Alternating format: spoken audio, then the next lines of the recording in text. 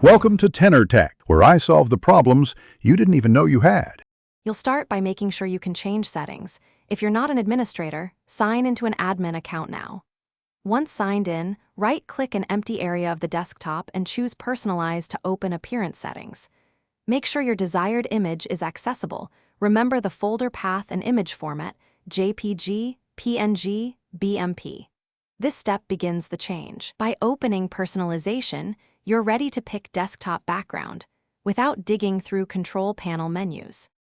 Now click Desktop Background at the bottom of the Personalization window to view options.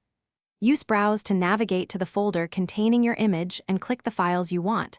Select multiple images for a rotating slideshow.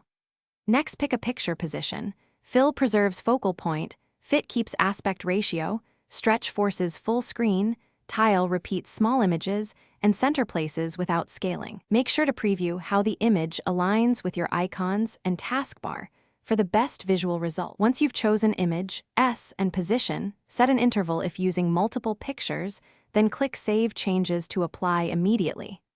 Close the Personalization window and check the desktop. If it looks right, you're done. If the image doesn't appear, make sure the file type is supported, the file isn't blocked by permissions, and that you haven't got a high contrast or basic theme overriding backgrounds. If problems persist, restart Explorer or sign out and back in to refresh the desktop.